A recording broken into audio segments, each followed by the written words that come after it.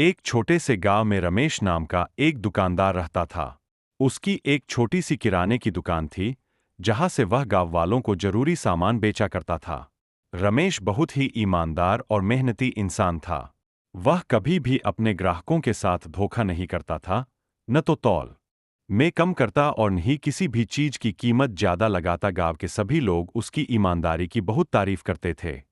बच्चे से लेकर बूढ़े तक सब उसकी दुकान से ही सामान लेना पसंद करते थे। रमेश को पैसे से ज्यादा अपने सम्मान और सच्चाई की परवाह थी। एक दिन एक अमीर व्यापारी गांव में आया। वह रमेश की दुकान पर गया और बोला, मैं तुम्हें शहर में बड़ी दुकान खुलवाने के लिए पैसे दे सकता हूं, लेकिन तुम्हें मेरी कुछ शर्तें माननी होंगी। रमेश ने पूछा, कैसी शर्तें?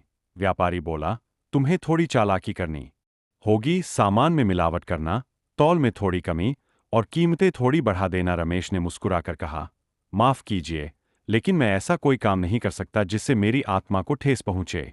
मेरा काम छोटा सही, लेकिन ईमानदारी से चलता है। मुझे ऐसे पैसे नहीं चाहिए जो गलत तरीके से मिले। व्यापारी को बहुत आश्चर्य हुआ। उसने सोचा कि आज के जमाने में ऐसे लोग कहाँ मिलते हैं। उसने रमेश से माफी मांगी और उसकी सच्चाई से बहुत प्रभावित हुआ। कुछ महीनों बाद उसी व्यापारी ने गांव में एक गोदाम और नई दुकान खोलने का निर्णय लिया।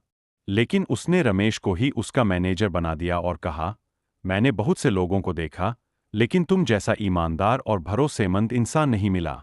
मुझे अब समझ में आ गया कि सच्चाई और ईमानदारी ही असली पूंजी होती है। रमेश अब भी पहले की तरह सादगी से रहता था, लेकिन अब उसकी ईमानदारी की कहानी पूरे जिले में मशहूर हो गई थी।